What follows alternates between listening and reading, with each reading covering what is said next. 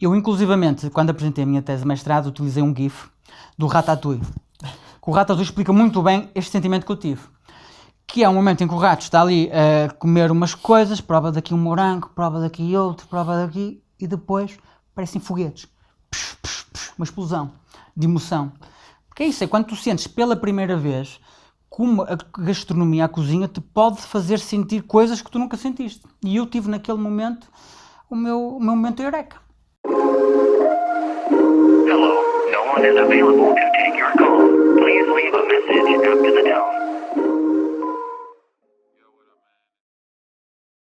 Como ao costume, vamos começar com o nosso quarto convidado, que é o Vinhinho. Hoje temos aqui um grande convidado que respondeu muito bem quando eu perguntei que és branco ou tinto. Ele, champanhe. Branco ou tinto? Champanhe. E eu, pronto, bem champanhe. És os meus. Espetacular. Bem Ah, champanhe. nossa, meus queridos. Que quero aproveitar para explicar champanhe, já agora. Fico muito Ou interessado seja, sobre isso. isto é champanhe, da região de Champanhe. Muito bom, graças a Deus. Mas aqui, o conceito de espumante. Já para começar. As duas coisas mais importantes sobre espumante é como é que ele foi feito. Não sei se sabem, mas espumante, duas fermentações.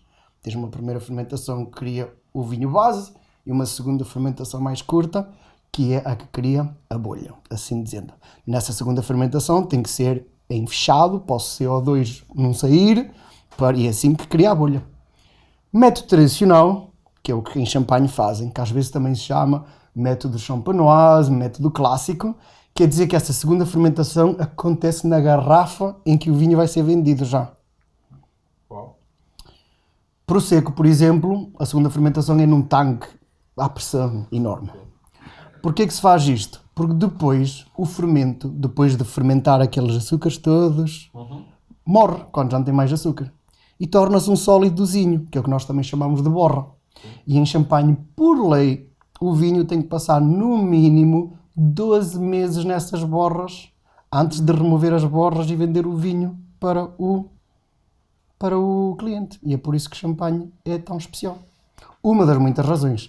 Outra razão é que só tem um limite máximo de sumo que podem extrair da uva, só o sumo bom é que é utilizado, mas aqui o detalhe mais importante que os clientes deveriam prestar atenção é como é que ele foi feito. Método clássico ou não. O segundo é a quantidade de açúcar. Já repararam que diz bruto ali na garrafinha, em baixo? Isto não está ali por brincadeira. Bruto por lei quer dizer que o vinho vai ter menos de 12 gramas de açúcar por litro. Ok? Que é muito bom. Que é muito bom. É porque eu também ando a precisar de poucos açúcares. Tecnicamente falando, champanhe, a maioria deles estão por volta das 3 gramas. Normalmente. Ok? E digo por que isso, já gosto muito. Prestem Muito sempre bom, atenção muito a isso. Sobretudo nos nossos vinhos portugueses, nos nossos espumantes é muito comum. Vejo muito meio seco e doces. E a minha mãe outro dia apareceu-me lá com um rasco do supermercado e não gosto deste hoje. Eu, mamãe, porque hoje trouxe um doce e normalmente bebo um bruto. E ela, nunca reparei nisso. E eu, pronto. Dos detalhes mais importantes. Aproveita bem este champanhezinho. Muito bom. Muito obrigado. Hoje, Olha, e hoje temos aqui o João Faria. João Muito prazer. Que já conheço já há uns tempos. Tu, aninhos. sei que muito depois... sinceramente não. Terceira. É assim, já conversámos uma vez no Royal. Conhecemos na tua Uma vez, antiga nós já casa, conversámos mais vezes. umas centenas. Centenas, pelo menos. É verdade, é verdade. Foste tu que me fizeste cliente daquela casa, não é? É verdade. Foste tu que me fizeste cliente. Ou seja, vocês já se conheciam antes do Royal? Não.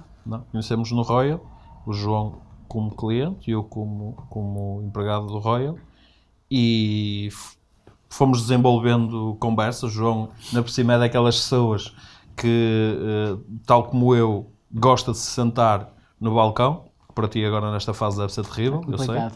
É uma tortura. Mas gosta de se sentar no balcão e, portanto, eu, como com qualquer cliente que passava pelo Royal que se sentava no balcão, é muito mais fácil nós termos uma ligação e desenvolvermos uma conversa enquanto estamos a trabalhar e a servir clientes, e foi isso que fomos fazendo ao longo de 2 anos, praticamente, quase 2 anos. Como é que porquê que foste lá a primeira vez? Olha, eu, como tu sabes, sou uma pessoa muito ligada à gastronomia, mais na... Antes de arrancarmos Sim. um bocado por aí, aquilo que eu podia, que é para depois também toda a gente perceber quem é o João e o que é que faz o João, é exatamente isso. É explicares quem é o João Faria, o que é que o João Faria faz, para toda a gente conhecer.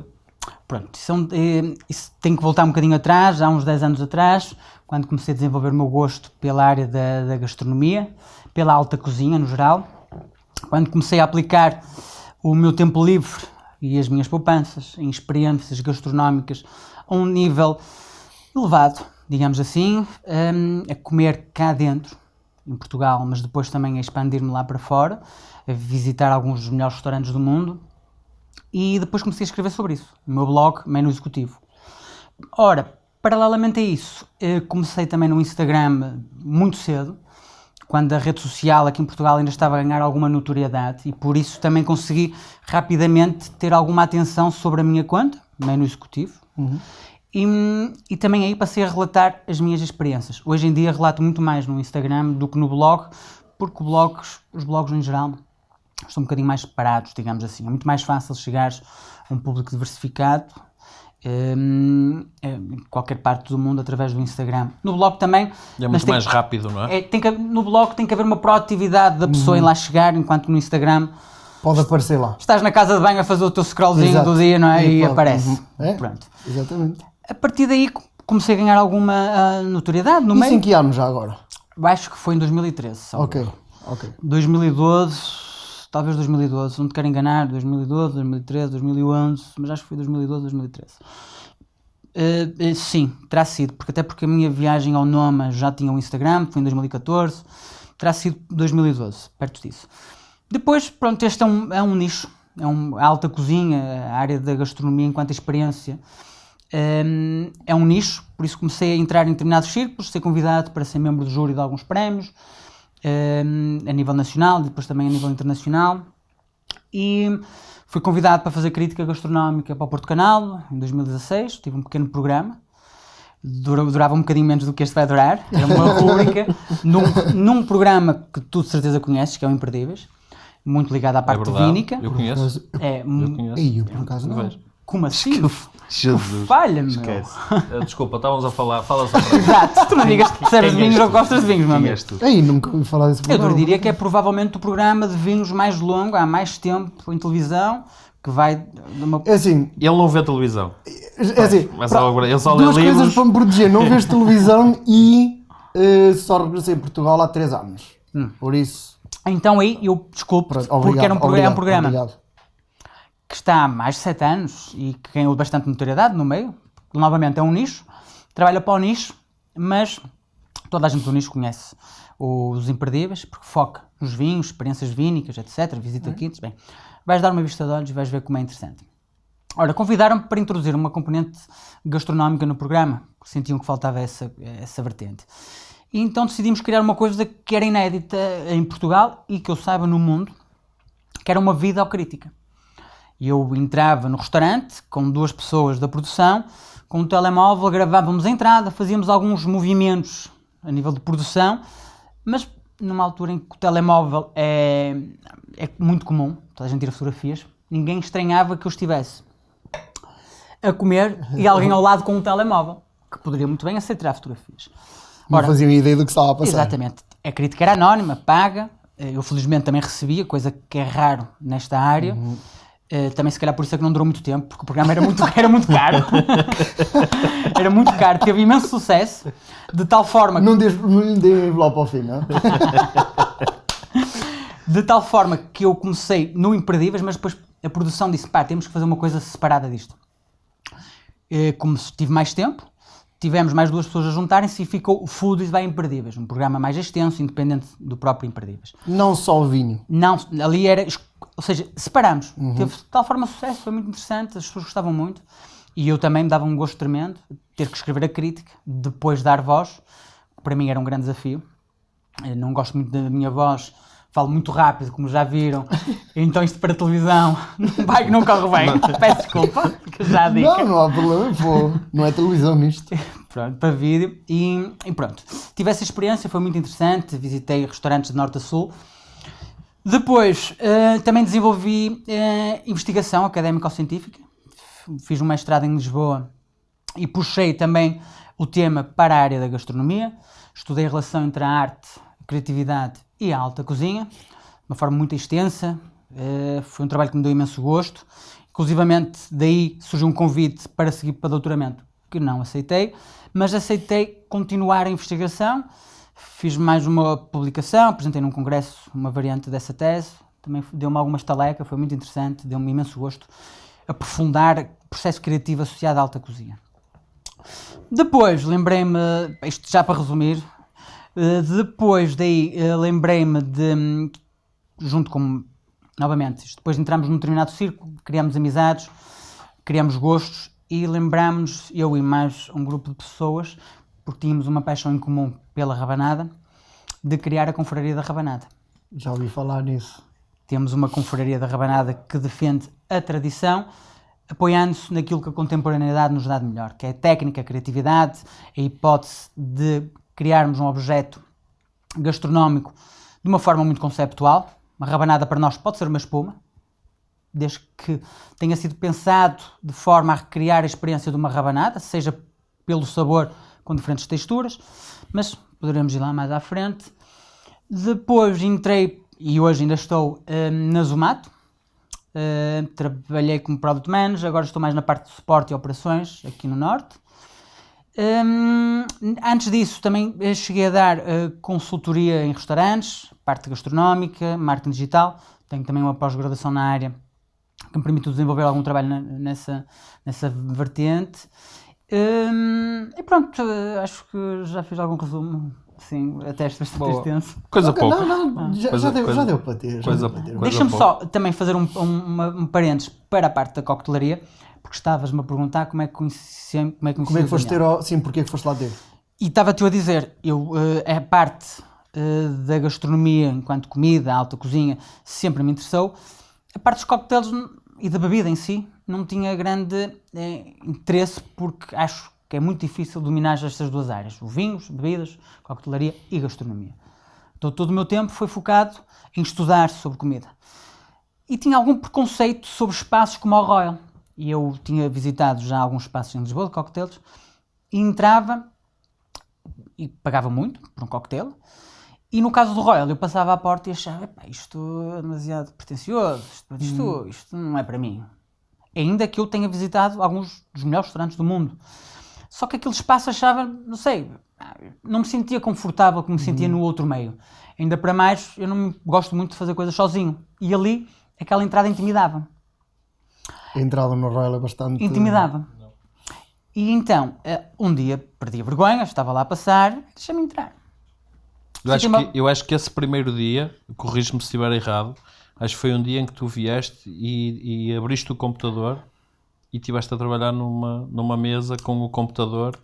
E... Não me recordo, mas é muito provável, porque acho que isso até para mim, Sim. Eu adoro ir beber um copo em modo after work, às vezes ainda em modo work. Tal como eu. Ainda agora o fiz, portanto. A tua vida gostava eu de ter, mas isso são outros 500. E pedi um whisky sour, que à data era o cocktail preferido deste leigo. À data percebia muito pouco de cocktails. Tinha estado no Peru há pouco tempo, era apaixonado por pisco sours, pedi um whisky sour, que era o meu cocktail favorito. Quando eu vejo a conta, paguei menos do que tinha pago por esse cocktail num restaurante. E eu, então afinal isto até não é assim tão queque. Até não é assim tão queque. Isso foi o clique. Se tivesse pago como pagava em Lisboa 12 euros por whisky sour, nunca mais tinha metido lá os pés. A vantagem é que o espaço, e depois, obviamente, comecei a conhecer as pessoas, conheci o Daniel, sentar-me ao balcão e poder ter conversa com a pessoa que está à minha frente, e não ser uma conversa forçada, ser uma conversa natural, de quem gosta da mesma área, de quem, sinceramente, não estávamos a forçar a conversa. E eu sentava-me lá várias vezes por semana a conversar com o Daniel e com o Mendes, com a Tatiana. A Tatiana tinha feito Ninguém tem um feitiozinho mais Ela difícil. já passou por aqui. Ok. Pronto, exato. Isso era mais com o Daniel. O Mendes também muito tímido. Por isso, definitivamente, foi o Daniel que que me agarrou ao Royal e com quem criámos logo rapidamente uma boa ligação, hoje em dia é um bom amigo, e pronto, foi assim que comecei a desenvolver, não só fiquei cliente do Royal, como comecei a desenvolver, graças ao Daniel, o meu gosto e o meu conhecimento pela coquetelaria. Para tu perceberes, acho que é das coisas mais bonitas que qualquer profissional pode ter dentro desta indústria, que é tu entrares numa casa, tu conseguires fazer a casa, conseguires começar a trabalhar numa casa que começa do zero, ok? E depois disso, tu conseguires teres clientes que se tornam amigos. E o João foi de facto uma dessas pessoas, que já depois de eu ter saído do Royal, já estivemos por diversas vezes em algumas situações. E o mais engraçado é que no dia em que eu me vim embora, o João fez questão de me lá ir e dar um abraço, com pena na altura dele, de eu sair do Royal. E para mim, acredito que foi de facto muito importante o facto de teres pessoas que passaram pelo mesmo tempo praticamente o que eu, porque o João começou a ir ao Royal praticamente logo ali, não desde o início, mas quase. E portanto acabámos por passar um trajeto quase 2 anos ali, cliente, empregado, e que acabámos por criar uma amizade, e foi, para mim foi um motivo também de orgulho ter alguém que me acompanhou ali, não diariamente, mas 1, 2 vezes por semana, 3 vezes por semana, ali. ia lá constante, era montes de vezes o primeiro cliente a entrar na casa, às 7 da tarde, que nós abríamos, ele era o primeiro cliente a entrar, sentar-se no balcão, falávamos, quando havia possibilidade, falávamos constantemente, e ter uma pessoa destas, no dia em que tu vais sair, para mim foi algo muito, muito importante, e mais uma vez, obrigado. Obrigado por esse dia. Porque, e aí era o que eu estava a dizer, o Daniel se calhar não tem essa noção, mas hoje em dia, se percebo minimamente cocktails, se quando viajo deixei só de ver o roteiro dos restaurantes, mas passo também a fazer o roteiro dos bares, é muito graças à forma como o Daniel me conseguiu conquistar para esta área, não é? E porque o Royal era uma referência, mas também tinha um bartender e uma equipa como grandes referências e que conseguem trazer as pessoas para esse lado, digamos assim, daquilo que é o universo da gastronomia. E basta veres o trajeto de todos eles, que lá passaram, que ainda lá estão, e basta ver o trajeto o que eles estão a fazer. E ver-se que são pessoas que... Eu aqui tenho uma coisa muito curiosa, que é o que é que tu estavas a fazer antes? Ou seja, 2010, 2011? Olha, não estavas ligado ao mundo da gastronomia? Nada. Eu vou-te dizer até quando é que foi o meu clique. Eu antes estava ligado, teria uma licenciatura em animação e produção cultural, na ESAP, e depois tive a sorte de ter feito um estágio na Fundação da Juventude / Palácio das Artes e de me terem depois convidado a ficar como gestor de projeto no Palácio das Artes. Edifício que tem o DOP como restaurante. Alugamos-lhe o espaço ao Rui Paula. Pronto. Comecei na altura a ganhar alguma curiosidade, perceber quem é o Rui Paula, quem não é, mas mas nem tanto pelo Rui Paula nem pelo DOP, mas isto para vos dizer que na altura era um gestor de projetos culturais, basicamente. Até que um dia vi uma notícia de um restaurante, já sempre gostei muito de comer, sempre adorei comer, sempre fui maluco por comer. Parece um alarme às vezes a comer, mesmo. Foi bom ir não, é mesmo. Eu não sei se sabes, mas eu sou o teu seguidor. E eu às vezes eu fico, onde é que este gajo mete a comida? Tu não tens ideia, mano. É uma coisa. Não, mas pelo amor de Deus. Posso-vos dizer que muitas vezes passo mal durante a noite. Aí, muitas vezes passo mal. Não, tu não tens, passas, não. Tu não tens noção. Não. Ele há pouco tempo, corrige-me se eu estiver errado. Há pouco tempo tu estiveste em Espanha, em Bilbao de novo. País Basco. País Basco. Ele foi almoçar a um sítio que teve uma sequência de 7, 8 pratos. Almoço 5 horas, no terceiro melhor restaurante do mundo. Ok? E sai dali, faz uma viagem, tipo, o quê? 1 hora? É isso. E foi jantar.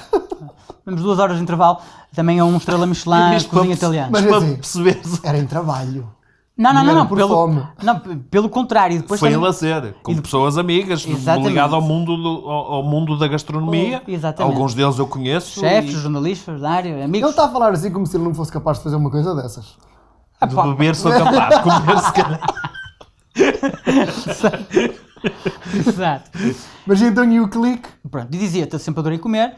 O clique foi quando tive a oportunidade, quando vi uma notícia sobre um restaurante que era o Bull, na Foz, do Vítor Bahia, também de um jogador, de um Pedro qualquer coisa, bem, não sei, não interessa. Também de Fórmula 1 e mais malta mediática. Depois quando vi as fotos daquilo era uma vivenda, uma coisa fina e tal, eu, tenho que dar o salto, tenho que experimentar, tenho que perder o amor ao dinheiro, porque na altura, mais 15 euros para comer, isso é muito caro. Até que um dia, de facto, perdi o amor a uns tostões e levei lá a minha namorada a jantar. Aliás, minto, convidei o meu primo, porque o meu primo tinha mais 10 anos do que eu, era uma pessoa com, na altura, 40 anos, mais experiente, e eu queria ter aquela experiência e, novamente, senti-me constrangido. Miúdo, não sei estar, não sei que talheres aqui de pegar. Vou convidar o meu primo para ir comigo. Convidei, ele também gosta de beber, de comer e tal. Então, iria ser uma pessoa que me iria dar alguma confiança em ir a um sítio destes, com um miúdo com 20 e poucos anos, e que nunca teve essa experiência, não tinha oportunidade de se sentir. Ora, fomos lá, lembro perfeitamente, acho que estava lá o Miguel Castro e Silva, na altura à frente daquilo, pedi um foie gras, nunca tinha comido, que me veio numa panqueca, e não me lembro do prato, e do prato principal, uma panqueca, foie gras selado e banana caramelizada. Eu meto aquilo à boca, o que é isto?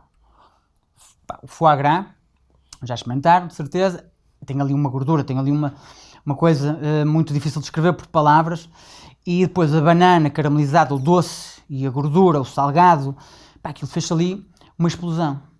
Eu, inclusivamente, quando apresentei a minha tese de mestrado, utilizei um GIF do Ratatouille. O Ratatouille explica muito bem este sentimento que eu tive. Que é um momento em que o rato está ali a comer umas coisas, prova daqui um morango, prova daqui outro, prova daqui, e depois parecem foguetes. Uma explosão de emoção. Porque é isso, é quando tu sentes pela primeira vez como a gastronomia, a cozinha, te pode fazer sentir coisas que tu nunca sentiste. E eu tive naquele momento o meu momento eureka. É isto, isto é do caraças, para não dizer outra palavra, porque estamos aqui. Depois também provei um bife de Também atum. podes dizer, porque ele diz as neiras para caralho. Fala. Nós somos do norte, meu. Então aquilo foi do caralho. Não foi? Foi do caralho. É assim, foi incrível. Foi aí que tu fazes fosse. Mas espera aí, isto é mais do que comida. É isso. É mais do que... 1 mais 1 não é igual a 2, é igual a 3. E é esse terceiro elemento que também me levou a pensar e a estudar, teoricamente, esta emoção. Eu estudei a emoção que eu tenho a comer como uma emoção artística. Ou seja, como é que tu consegues transmitir uma emoção estética enquanto ramo da filosofia que estuda a arte, como é que tu consegues sentir isso? E eu, por vários momentos, senti isso mesmo. E então foi aquele momento, o meu momento eureka. E a partir daí, tudo comecei a juntar, foi para ir comer a restaurantes que me pudessem permitir este tipo de experiência. E a partir daí não parei mais. Espetáculo. É engraçado, o João, sempre que nós no Royal lançávamos os cocktails de sugestão, fazíamos tipo mensalmente ou de 2 em 2 meses, João, a seguir ao staff que tinha que provar e fazer o cocktail, provava, explicava o cocktail todo. Nós, enquanto bartenders, nós fazíamos os cocktails, mas depois juntávamos o staff no dia em que íamos lançar o cocktail, juntávamos e fazíamos um briefing do que era o cocktail, a construção dele e como é que ele era decorado, etc. E a melhor forma também de o vender, porque também é uma parte importante, não é? E o João era quase sempre o primeiro a entrar. Eu quero provar aquele que tu acabaste de pôr no Instagram. Não, era certo, e estava lá praticamente sempre a desafiá-los a criar coisas. Isto acaba-se por tornar uma... Como é que se diz? Uma constante procura a uma experiência nova. Sem dúvida. Isto é quase uma droga. Isto é quase... Se o feeling é Até sempre o mesmo... chegar. Se o feeling é sempre o mesmo... Nem mais. E a nível da gastronomia em si, às vezes as pessoas perguntam-me, então, estás a gostar, isto surpreendeu-te? E às vezes parece pouco humilde, mas na realidade é um facto. Quando tu tens determinadas experiências a determinado nível, e depois eu posso te dar exemplos que tu vais ficar de boca aberta, tu depois vês tramado o que é que mais me vai estimular. E este exemplo do que o Daniel estava a dizer, esta viagem que o Daniel estava a referir ao País Basco, foi um desses pontos. O Vasco Coelho Santos, um grande amigo, sugeriu-me irmos a esse restaurante. Grande amigo e grande cozinheiro. E grande cozinheiro. Eu tinha uma semana de férias e disse, malta, devemos fazer uma viagem e tal, onde é que acabamos de ir? Ele falou, pá, tens de ir ao País Basco comer no Assador, a Echevarri, terceiro melhor restaurante do mundo. Sim, já sei, ok. Terceiro melhor restaurante do mundo. E eu Já ficava... ouvi dizer umas... Ficaste um bocadinho... Não ficaste um bocadinho... Não. Desculpa, segue. Só que eu sempre fui muito mais pela parte criativa, conceptual, muitos ingredientes, muitas conjugações mentais, muito trabalho mental naquilo que estavas a comer. E sempre tive alguma relutância sobre quem trabalha única e exclusivamente com o fogo. Porque acho que isso é limitativo, criativamente. Mas pá, já tive tantas experiências tão diferentes que, porque também não sou rico e tenho que gerir bem o pouco que tenho para gastar em restaurantes, sempre preferi outras coisas. Até que, ok, vamos lá a isso. Está muito na moda o fogo. Não é? O fogo, utilizares apenas e única e exclusivamente o fogo, que foi a primeira técnica gastronómica. Só que um parênteses, porque acho que também pode ser um tema interessante para quem quer seguir um bocadinho, quem tem essa possibilidade, até de conseguir seguir um bocadinho também aquilo que tu estás a fazer, porque é um exemplo também para outros que querem começar nesta área e querem perceber um bocadinho aqueles bocadinhos que eu, por exemplo, eu aprendi imenso a ver os outros a trabalhar, a provar aquilo que os outros faziam. Acho que é uma parte da aprendizagem e aquilo que tu também fazes. Em média, quanto é que tu achas que tu gastarias em euros? Quanto é que tu gastas numa experiência dessas num restaurante Estrela Michelin ou num desses melhores? Eu posso te dizer, vou-te dar vários exemplos. Tu aqui consegues em Portugal comer num bom restaurante Estrela Michelin por 150 euros, mas também consegues por menos. O meu blog chama-se Menu Executivo, precisamente porque eu comecei, porque lá está, o dinheiro custa a ganhar e a mim também, há 10 anos ainda mais. E então, qual era o meu truque? Eu viajava pelo mundo, quando viajava, já fui a Londres, Peru, Japão, sempre com esta filosofia. Vou ao restaurante Estrela Michelin, aos menus executivos. E lá fora, em Londres, por exemplo, tu consegues comer por 38 libras num 2 estrelas. Uau. 38 libras, meus amigos. Eu no Japão consigo comer por 50 euros num 2 estrelas. Ou seja, é tudo em meia, se formos a ver, quando aquela experiência ao jantar, e o menu executivo geralmente está só de segunda a sexta, alguns restaurantes permitem até aos almoços de domingo, está disponível apenas aos almoços, mas nenhum restaurante vai abdicar de colocar a técnica, se calhar em vez de colocar uma trufa, coloca outra coisa qualquer, e então, para mim, é uma excelente forma de conseguirmos com menos experimentar a alta cozinha. Isto é super engraçado. Andar à caça do menu executivo de uma forma a ter uma experiência melhorzita a um preço muito mais baixo. Não, mas isso é muito fixe. Utilizar menus executivos para poderes ter um sneak peek do que se passa nesse mundo culinário XPTO, assim dizendo. E ainda para mais, muitos destes restaurantes só ficam em hotéis. Porque para ter um restaurante Estrela Michelin, convenhamos, é muito custoso. Muita gente pensa que aquilo dá muito dinheiro. Não dá. O José Avilés disse que só à segunda estrela é que conseguiu fazer do Belcanto um restaurante rentável, e o rentável é 5%. Ele tem toda uma outra estrutura que suporta os custos de ter, muitas vezes, o mesmo número de staff, cozinha e sala, com o número de sittings. Não é?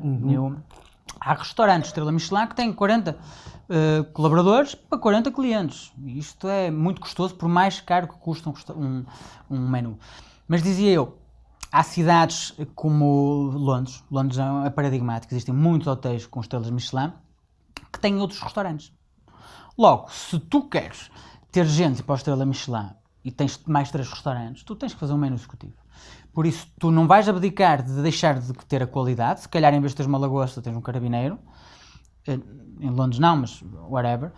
e teres um preço mais curto para conseguires, ainda assim, não canibalizar os outros restaurantes e roubarem os clientes, mas também teres ali um tipo de cliente que vai lá e não deixares aquilo... E tens um cash flowzito. Tens um cash flow, exatamente. E então é muito comum restaurantes estrelas Michelin em hotéis, quando estão abertos ao almoço, têm de ter menus executivos. Posso-vos dar um exemplo. Sei que o Eleven em Lisboa tem menu executivo, a 30 e poucos. Aqui no Porto, por exemplo, o caso que estávamos a falar um bocado em off, o Flor de Lis, no Hotel Vila Foz, tem um menu executivo, a 19 euros. Para mim, eu vou lá montes de vezes e adoro. Não é estrela Michelin, mas tem não é estrela enorme Michelin, qualidade. mas tem muita qualidade. E eu, inclusivamente, estávamos a falar do Flor de Lis, é do Arnaldo Azevedo. Posso desvendar o que me disseste em off? Sim, acho que sim. Sim, claro que sim. Que virá cá no futuro, aqui a esta cadeira. Será certamente uma boa conversa.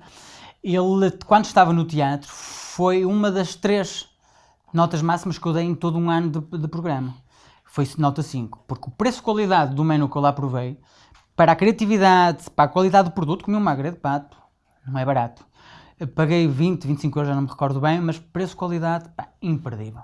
Lá está, um hotel que não quer deixar de dar a conhecer a sua proposta gastronómica, preço muito curto, aquilo é muito pouco rentável, de certeza, mas não quer deixar de ter o tal cash flow que tu falas. A nível de Michelin, isso é muito comum, nas grandes cidades, nos grandes hotéis, inclusivamente lembro-me, eu tinha uma lista, quando andava a papá-los todos, tinha uma lista, em Londres, o Alain Ducasse, 3 estrelas, tinha um menu executivo a 65 euros. Se fosse só jantar, pagavas 300 por aquilo. Por isso, para teses como eu, que não querem deixar de abdicar deste tipo de prazeres, é a melhor forma de começarmos, quanto mais não seja, a introduzirmos nesta área. Magnífico, nunca tinha pensado nisso. Sim. Nunca tinha pensado nisso. É como os vinhos, tu começas por um vinho mais barato e quando dás por ela... Sim, mas mesmo assim, nunca tinha, e trabalhei em estrelas Michelin, nunca pensei, como cliente, há aqui um sneak peek mais barato de uma coisa mesmo top, nunca tinha pensado nisso. Tinha ideia que o antigo, sei que tinha, não sei se ainda tem, era a 25 euros, eventualmente pode estar mais caro. Agora, depois do Covid, se calhar já não abre aos almoços, mas acho que antes tinha, e eventualmente voltará a ter, mas não faltam oportunidades dessas, inclusivamente em Portugal. O Eleven sei que ainda tem em Lisboa, por isso é sempre... Eu por acaso vou falar num que não é estrela Michelin, mas foi onde eu tive das melhores experiências gastronómicas a um preço, digamos assim, que eu achei acessível, acessível, que é o Rossio Gastrobar, no Altice Avenida. Não é estrela Michelin, mas tens chefe que tem uma estrela Michelin. Exatamente. O João Rodrigues. Brutal. Que é dos meus chefes favoritos. Brutal. Tive uma experiência gastronómica, eu também me dou bem com o João. Conheci-o lá. Aliás, fiz questão de lhe dar os parabéns pelo trabalho que foi feito logo na primeira vez que lá fui, porque foi uma experiência brutal. Normalmente, até quando faço algum tipo de eventos em Lisboa, trago pessoas cá, portanto, do estrangeiro cá, a trabalhar comigo, com as marcas, por exemplo, o caso Simone Caporale, os bartenders todos do Nomad que tiveram cá no ano passado, que é o Nomad Estados Unidos, o 4º melhor bar do mundo. Que fica no hotel em que temos o Eleven Madison Park, que já foi considerado o melhor restaurante do mundo. Nós tivemos cá os 3 bartenders do Nomad, o chefe de bar do Nomad, o Leo Robisnek, e eu fiz questão de os levar lá a jantar no dia em que fizemos. Eles iam fazer um guest no Red Frog, tiveram um Lisbon Bar Show e depois fizemos um guest à noite no Red Frog e eles simplesmente adoraram, disseram logo sair daqui e ir agora fazer um guest, isto é crime, mas ok, a gente vai. Portanto, foi só... E sobretudo que Nova Iorque é outra realidade. Aquele parênteses comem por aquela qualidade, por aquele preço lá. Foi só aquele parênteses que não é um estrela Michelin, um restaurante, embora o João tenha, Mas pronto. Ou aquilo que o João e mete as tem mãos. pouco tempo. E tem pouco tempo. Quer dizer, estamos a falar de um hotel. O Rocio Gastrobar abriu há 1 ano e meio, sensivelmente, há 1 ano e meio. E é um espaço lindíssimo. Então, no verão, comer no rooftop, pá, é brutal. É com uma vista fantástica. Aqui É em alucinante Portugal, a aquilo. nível de ou restaurantes ou chefes menos famosos que deveriam ter um bocadinho mais de atenção, quem é que vem à cabeça? Olha, temos... Fazendo ao contrário, nós temos chefes que supostamente nem estavam nas luzes dos holofotes, pelo menos daquilo que é o setor mediático em Portugal, que acabaram por conseguir uma estrela. Dou-te o exemplo do A Cozinha, o António Loureiro, ainda que tenha sido já considerado ganhou o chefe cozinheiro do ano, salvo erro, que estar aqui a dizer nenhuma barbaridade, sei que participou e acho que ganhou.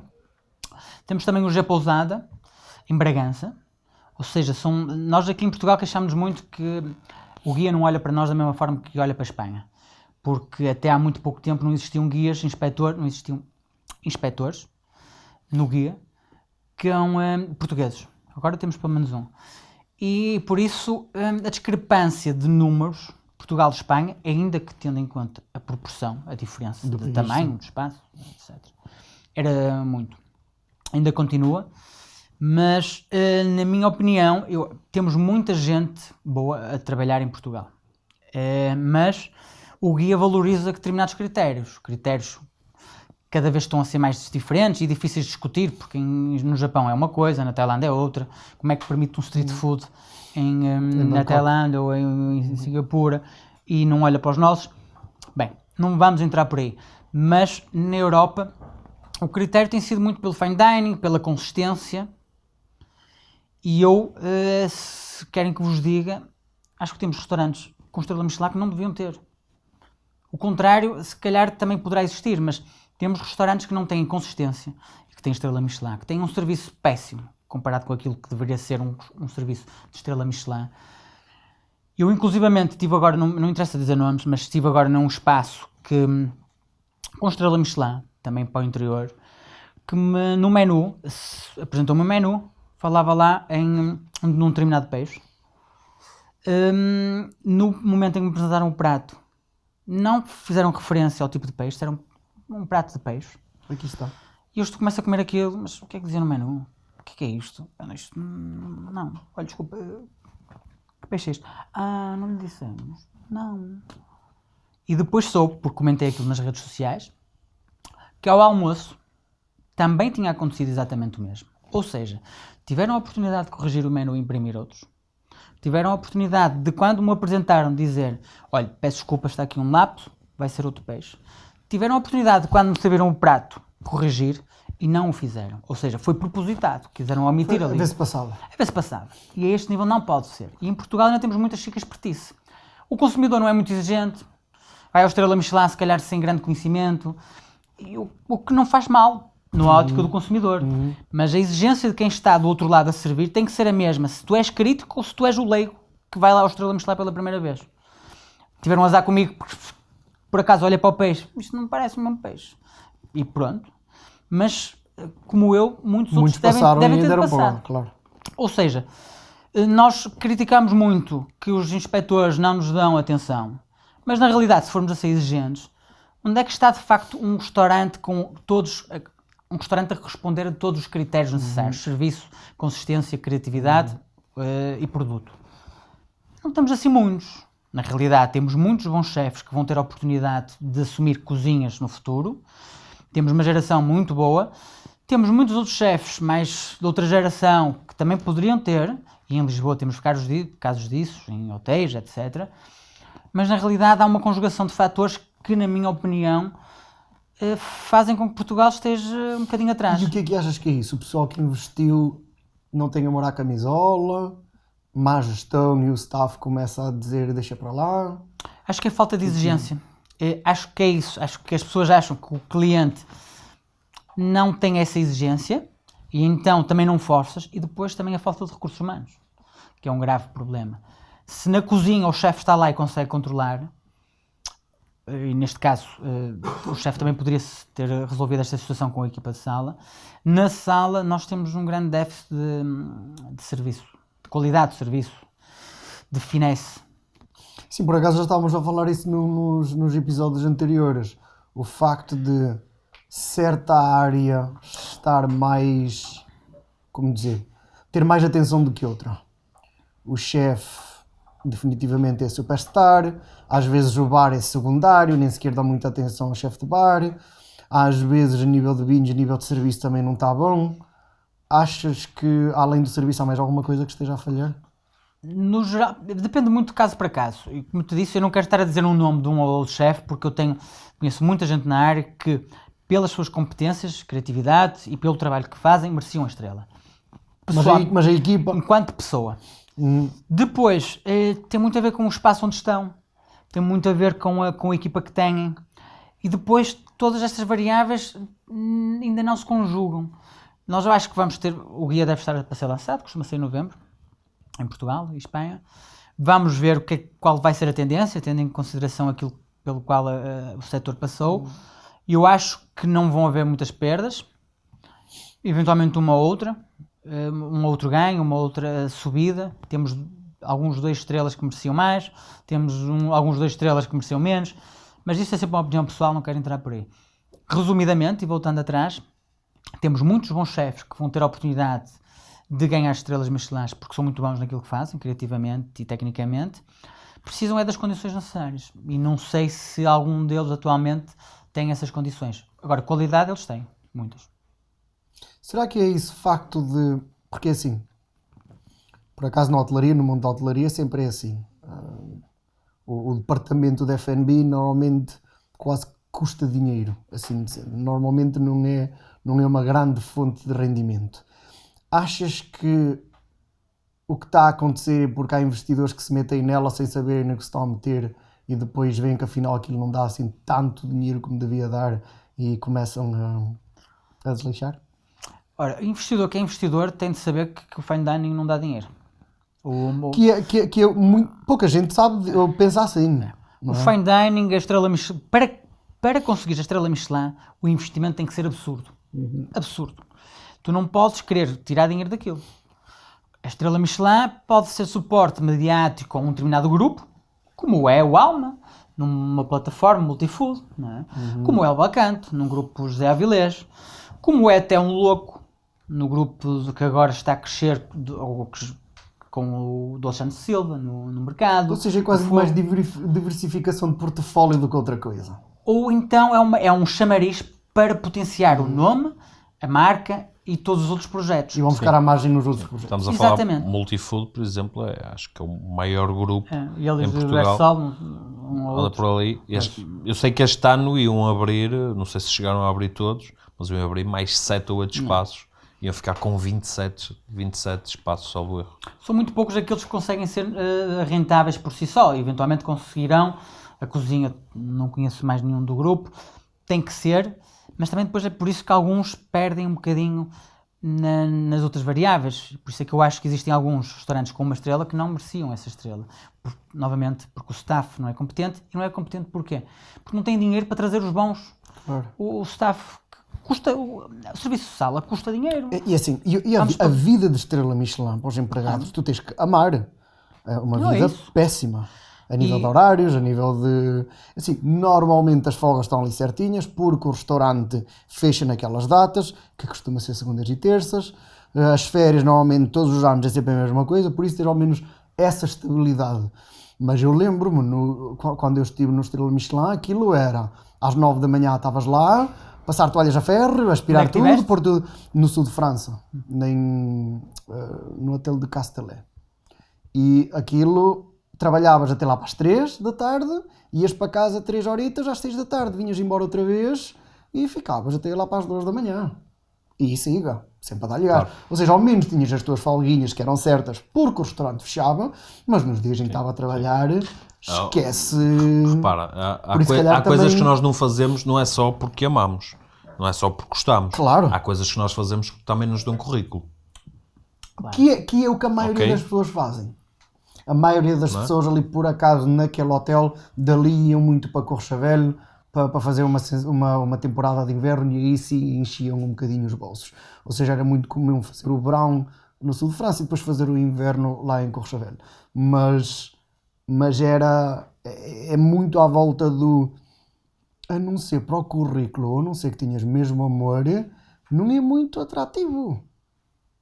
Não ganhas muito mais, os teus horários não são assim tão melhores, nem nada. Não... E então depois chegas lá e a própria equipa não te motiva, se não está desenhado a juntar os melhores, como estavas a dizer, opá, nós já dizíamos muito isso. Se os melhores assim não querem ficar, pô.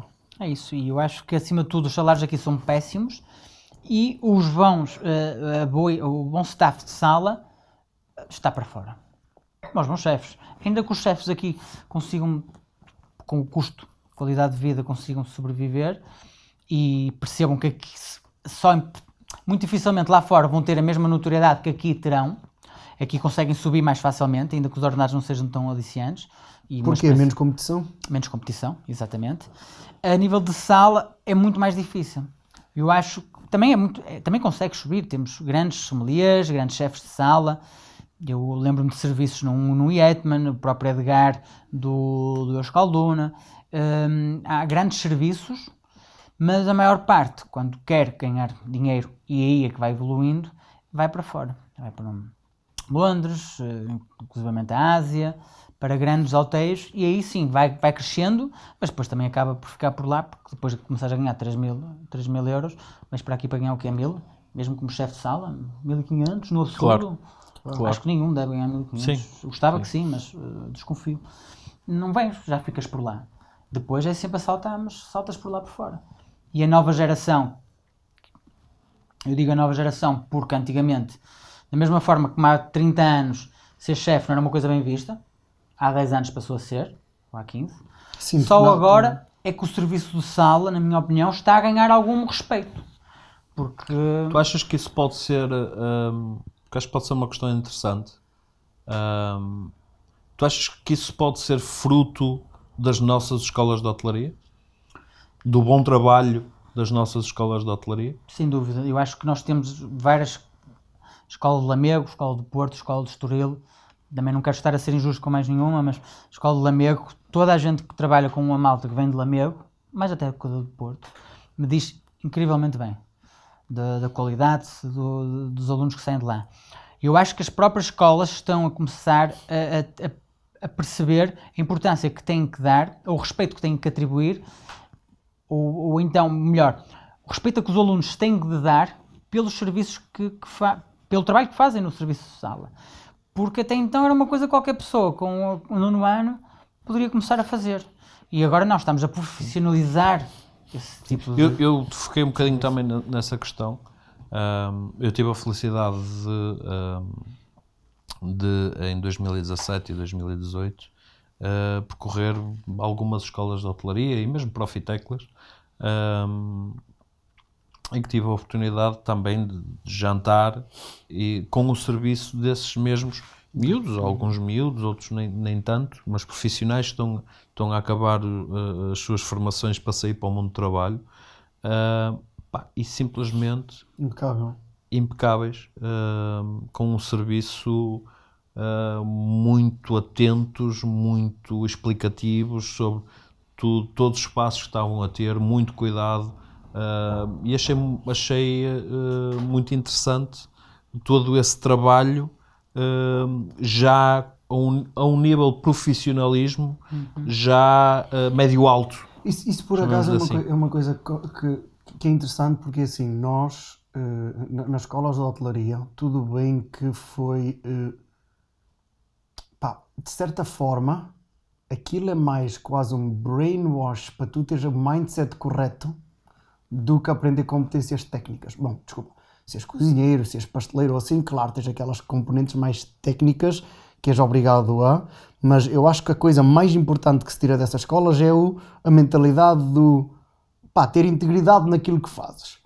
O que a mim me assusta é miúdos que levam essa porrada para levarem a coisa a séria. Foi um bocadinho isso que eu senti, sobretudo nos 3 primeiros anos. levas aquela porrada, ter integridade, fazer bem as coisas, isso tudo, e depois se tens o azar do teu primeiro espaço ser um espaço onde a equipa está-se nas tintas, começas a perder um bocadinho a fé. Eu, de certa forma, a razão pela qual saí da hotelaria de luxo foi porque a verdade é que a maioria da hotelaria de luxo que eu fiz, aquilo era ridículo. Era ridículo. Eu às vezes tinha vergonha de apresentar contas. Eu dizia, eu não pagava este preço porque acabámos de fazer. Foi um falhanço. E a maioria das vezes, quando olhava, eu também tive azar. Das 3 propriedades para onde eu fui, no momento em que eu chego, 2, 3 meses depois, o manager está a sair. Ou seja, os 2, 3 primeiros meses, que é a primeira imagem que eu tenho do espaço, apanho ali um gestor que está-se a cagar, que sabe que vai embora, que já tem o próximo contrato assinado e passa aquela onda negativa ao resto da equipa. Por isso, o que eu acho que também... Eu acho que isto também tem... Eu não sei porquê, mas eu, de certa forma, quando alguma coisa corre mal, aponto sempre o dedo ao número 1. Quem está à frente do barco é responsável para seja o que for. Se está lá um empregado que está a fazer coisas más, é porque o número 1 não quer saber, de certa forma. Porque se quisesse saber, aquilo não acontecia. Por isso o que eu acho é que essas escolas, esses miúdos saem dali, o meu professor disse-me para fazer isto, o meu professor disse-me para fazer isto, e depois chegar lá e eu estou se não for assim... Não faz mal, tranquilo, sem problema. Por isso eu não sei se é tanto o fruto das escolas de hotelaria, se não é mais o pessoal que esteve lá fora e viu coisas que realmente não acontecem cá e depois trazem para cá. É isso que eu estava a ponderar. Será que é mais as escolas? Será que é o pessoal que vem para cá e diz, vamos tentar ter algum rigor naquilo que fazemos?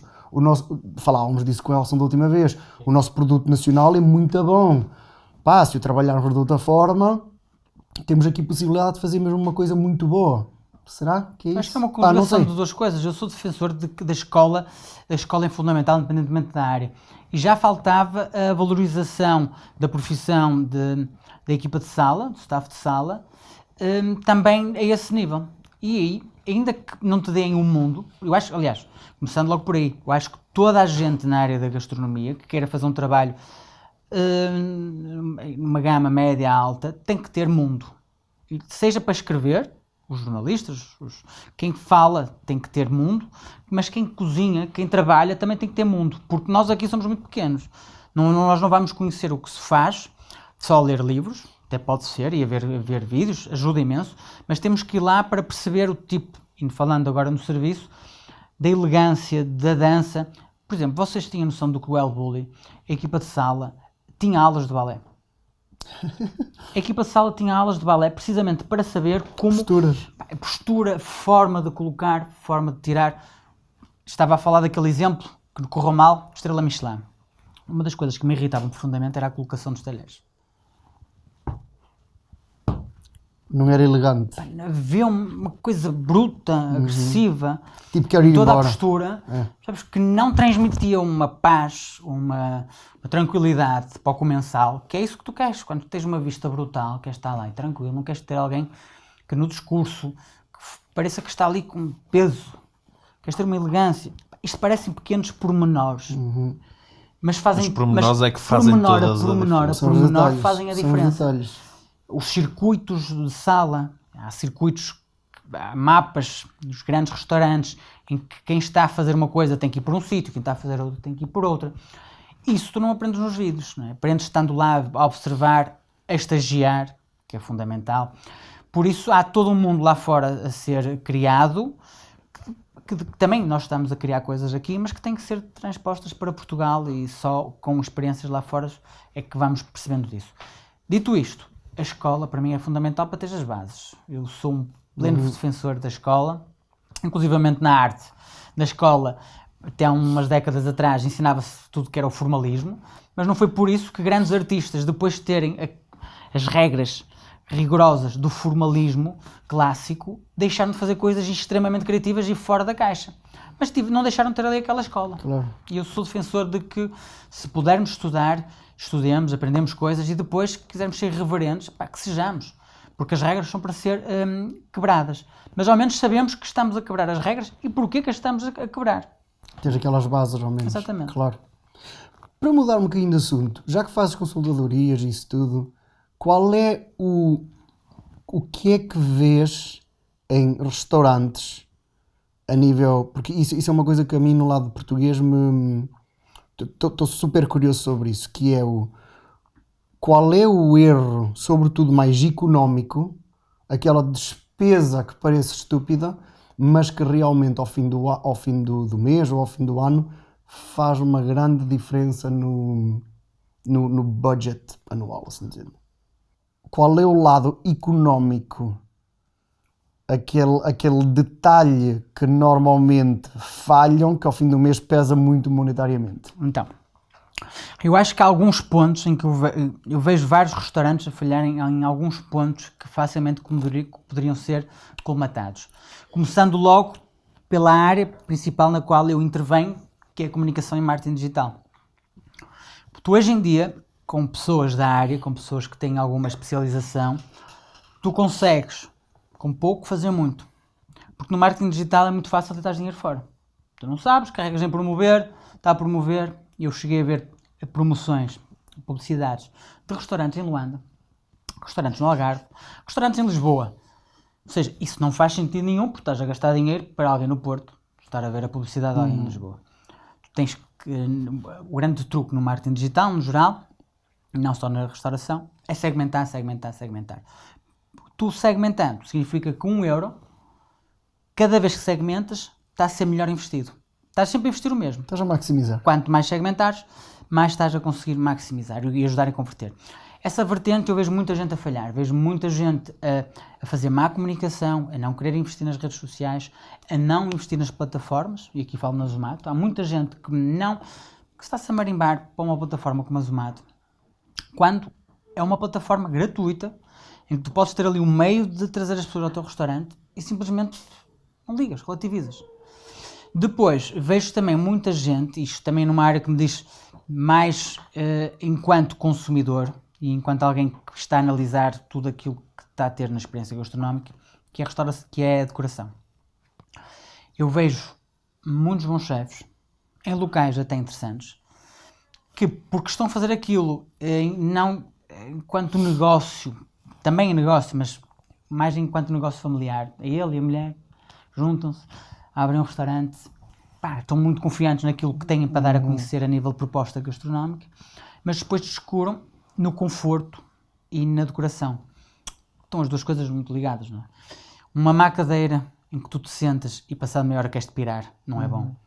Uma decoração fria, sem aquele conforto, aquele verde ou não, mas alguma coisa mais calorosa em que tu te sentes, ok, isto não está tudo despido. Tendo um princípio que tu, quando vais a um restaurante, desses principalmente, vais passar ali no mínimo entre 2 a 3 horas. Mas eu já nem falo em coisas altas. Falo em restaurantes de ticket médio de 20, 30 euros. Ou seja, para um consumo... Porque às vezes uma luzinha faz uma diferença. Exatamente, ou seja, estes pequenos detalhes que...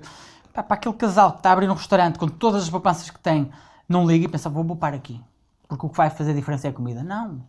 Hoje uma comida muito boa, uma proposta gastronómica muito boa, pode não ter sucesso por causa destes pequenos pormenores. Falha em comunicar, pode ser muito bom. Se não te dás a conhecer, quem é que lá vai? Se ninguém souber que existes, claro. Pode ser muito bom. Se a pessoa se sente e está desconfortável, se calhar até vai voltar, mas daí a 2 meses e não daí a 1 semana.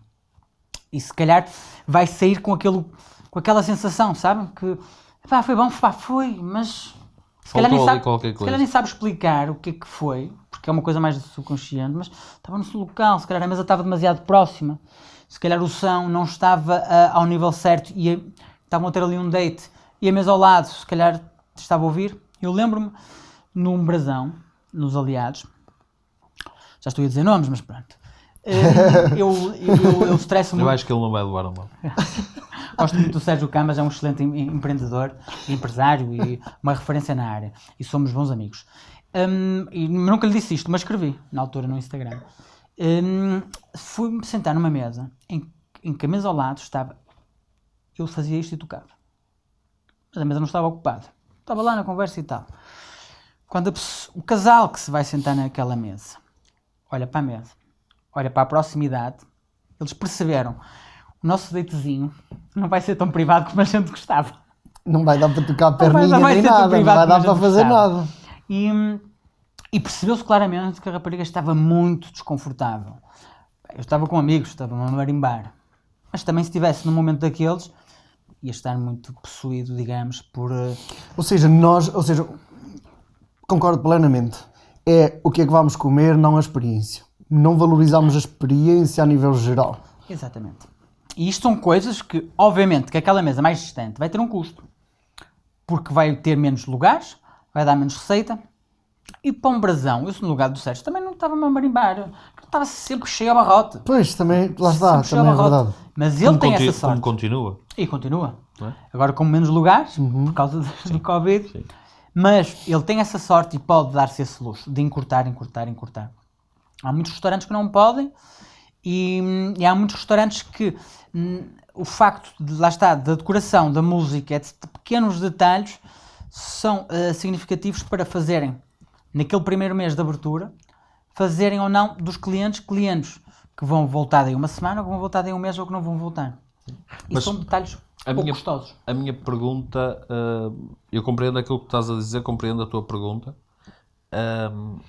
mas achas que a maior parte das pessoas que vão a um tipo de restaurante, e já que estamos a falar no Brasão, pegando um bocadinho, e é um sítio que eu gosto, aliás já estive nos três, ainda há pouco tempo, já fui 2 vezes ao da Foz, e abriu há pouco tempo,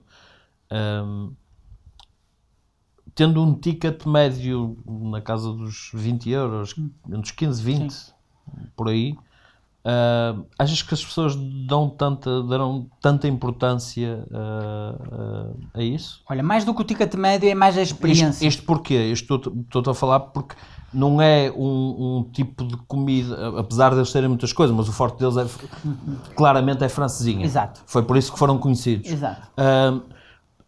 Com um ticket médio, com a rotação que eles têm, basta ver os aliados, que é enorme e sempre cheio, e a rotação que eles têm, achas que o público que lá vai tem atenção a esse pequeno, ou dá importância a isso? No caso do Brasão, eu acho que menos, não tanto pelo ticket médio, porque a pessoa, quem paga 20, 30 euros por uma refeição, pode ter esta exigência, é que quem vai a um Brasão, quem vai a um Santiago, sabe que vai a um sítio com barulho, sabe que vai a um sítio com proximidade. Novamente, não é pelo valor que pagam, é pela experiência que têm lá. Porque mesmo a francesinha estás um bocadinho ali a marimbar. Normalmente não vais num date, não vais para uma francesinha, não é? Vais para uma coisa diferente. Dou-vos um exemplo, encontrei-vos há pouco tempo num novo restaurante italiano, o Bonifácio. Vamos ter que falar disso. Vamos ter que falar disso. Digo-te já que foi... Aquele tiramisu, meu. Pá, eu não estou a dizer que foi a maior experiência gastronómica que tive. Acho que nem é esse, se calhar, o mindset do Bonifácio.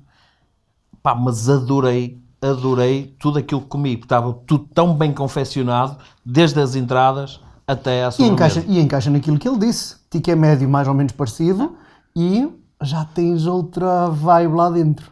Sim. Aí eu acho, o ticket médio é esse ticket médio, aí eu acho que tenho a certeza, muita gente que lá vai, se tivesse uma mesa assim, não voltava. A comida podia ser muito boa. Se não tivesse condições de estar lá, de usufruir, de conversar, de sentir sentir conforto, a comida podia ser muito boa. Eu acho que as pessoas não iam voltar. E eles são meus amigos, por isso eu sei que já tiveram em 2, 3 semanas pessoas a ir lá já 4 vezes. Eu sou honesto, porque nós fomos lá aquela vez, e vou lá seguramente, muito mais vezes, porque comi muito bem, além do atendimento, obviamente, que tivemos super especial. Mas eu já indiquei o Bonifácio a pelo menos mais de 15, 20 pessoas. Porque eu adorei pronto, o date era aquilo que era, não é? Mas O date era barbudo, mas pronto. Desgraçado. são pormenores. Mas eu adorei a experiência que lá tive, porque eu comi muito bem. Comi muito bem mesmo. Coisas que eu não estava à espera de um restaurante italiano ser...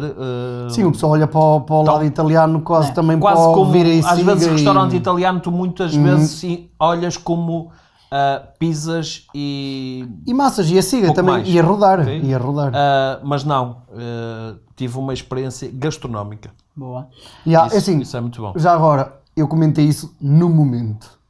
O quão aquele tiramisu foi desenhado para fazer com que as pessoas tirem o telemóvel do bolso. Isso foi marketing digital gratuito, super inteligente e magnífico. Foi pensado pelo chefe. A Foi sério? pensado pelo Pedro Braga, foi. Ele foi desafiado para fazer umas coisas interessantes a nível das sobremesas, mas essa desconstrução e o serviço à mesa foi um toque, também como a botarga. O toque da botarga no final, primeiro porque tens que explicar o que é a botarga, que ninguém conhece, e é um produto luxuoso, uma botarga custa 100 tal euros, não é? É quase que uma trufa, tens que estar ali, para a pessoa valorizar, tens que explicar, fazer aquele teatrozinho, que acaba bem. Não porque ia tomar lá sabe. o peixe. E um bocadinho com o tiramisu, também a ideia do Pedro Braga também foi essa. Desconstruí-lo, dá-lhe uma nova textura, porque finaliza e não embebeda todos os palitos da Arren em café, por isso tens uma textura também crocante, coisa que não é habitual no tiramisu. Dar uma brincadeira na boca e dar uma brincadeira também na mesa. Ali o show-offzinho que fica sempre bonito de se fazer, não é? Tenho visto muita gente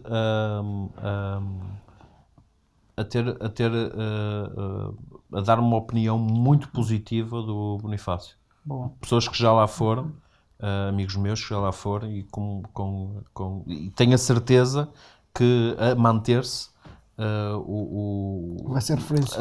a manter-se o nível que está neste momento, tenho a certeza que vai ser um restaurante que vai ter um enorme sucesso dentro de poucos meses. Porque a palavra puxa a palavra e de O facto português é muito bom nisso, no boca a boca. e de facto Mas foi falavas excelente. do tiramisu, do instagramável, pois é isso, tens duas formas, podes trabalhar organicamente as redes digitais e trabalhando, potenciando, lá está a foto, o empratamento, pequenos detalhes que fazem com que a pessoa olhe para aquilo e pá, isto dava uma boa foto. Hoje em dia toda a gente gosta de meter fotos de comida na internet, não é? Sim. E, Uns não vivem sem isso.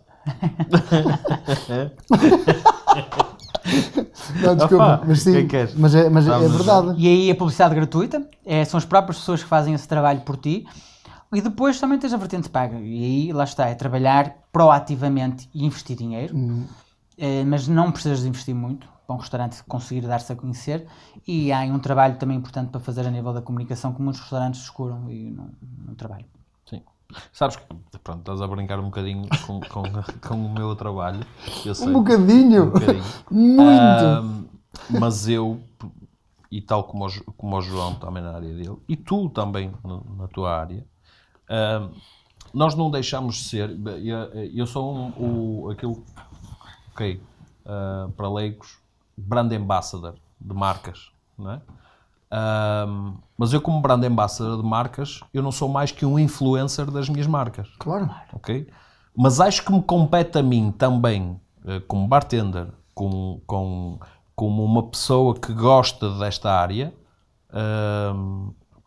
quando vou a um espaço em que de facto sou bem servido, em que tem pratos que, além de saborosos, são instagramáveis, que têm boa apresentação, cocktails, quando vou a um bar, pá, em Chaves, seja onde for, porque é que eu não hei de tirar uma foto e eu, com os poucos seguidores que tenho, também não dar a mostrar um bocadinho deste meu mundo às outras pessoas. Eu acho que é um bocadinho o nosso papel também enquanto pessoas que somos reconhecidas na nossa área. E um amor que partilhas e que espalhas, que não te custa nada e que vais ajudar alguém que...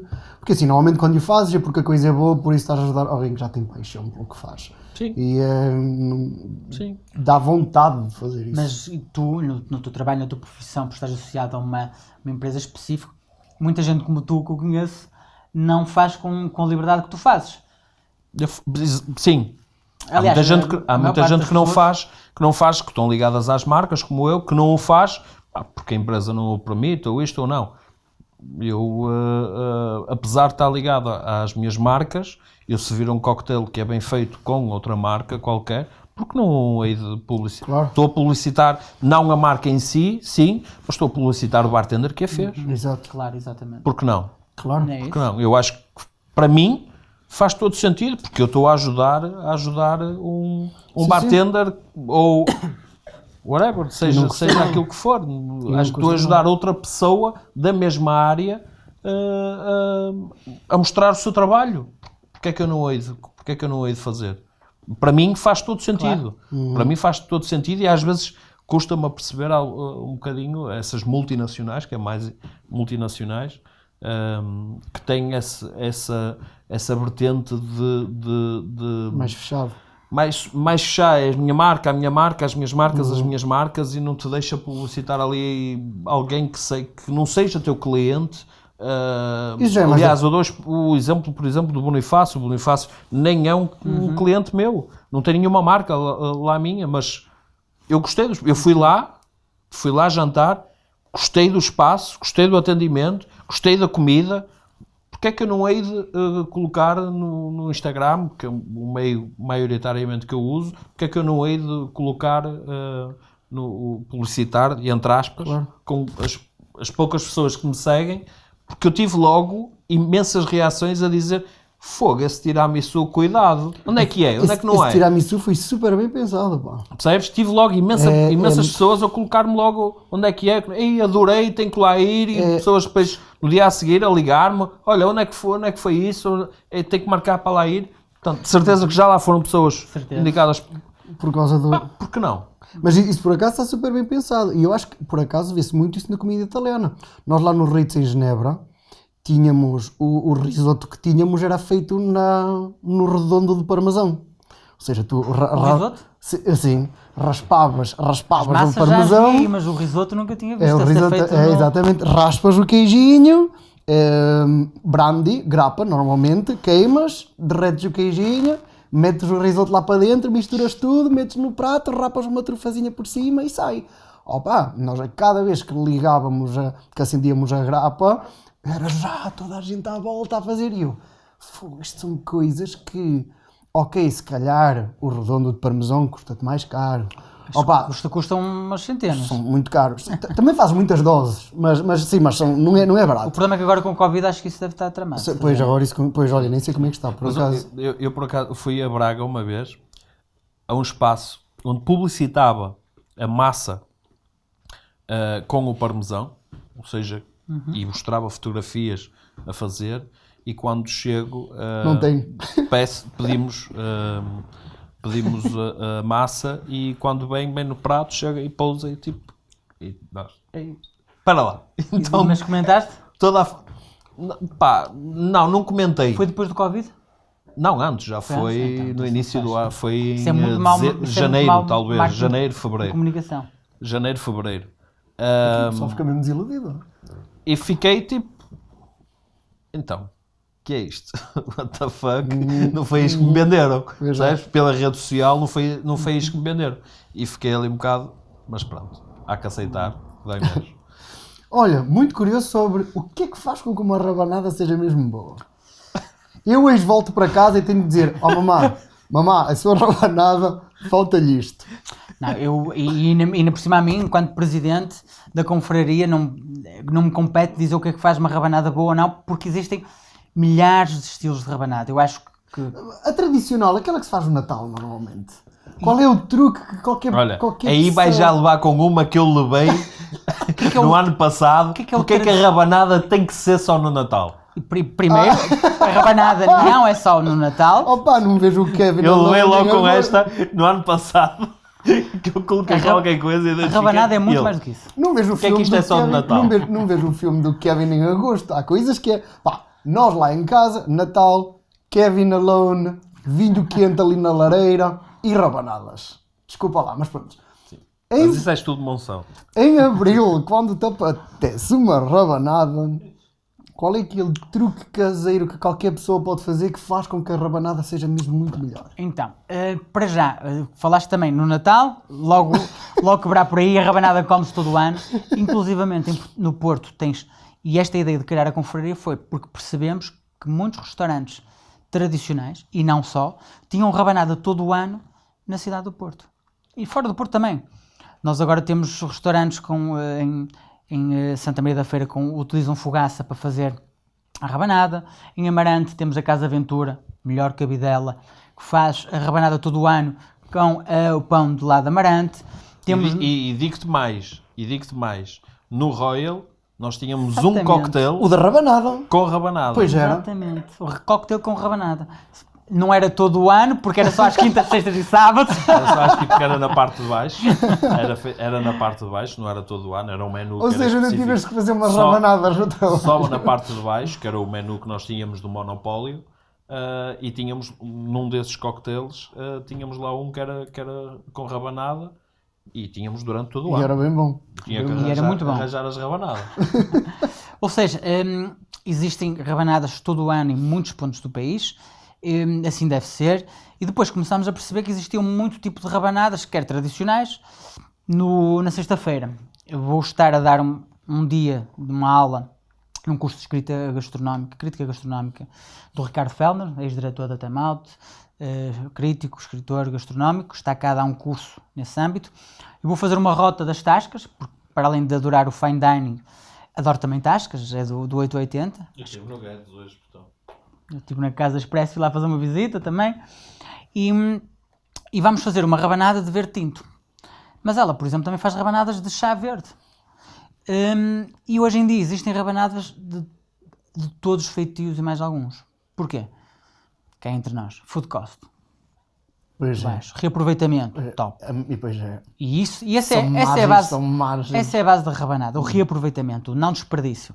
A primeira receita de rabanada surgiu por Apício, já mais de 1500 anos atrás, que era pão com dias, frito em azeite, banhado em ouro, frito em ovo. Food cost baixo, não é? Já comi uma rabanada no 50 Seconds, estrela Michelin, com uma folha de ouro. Pode ir para lá para cima. Isso é para justificar os 9 euros que dás por ela. Mais.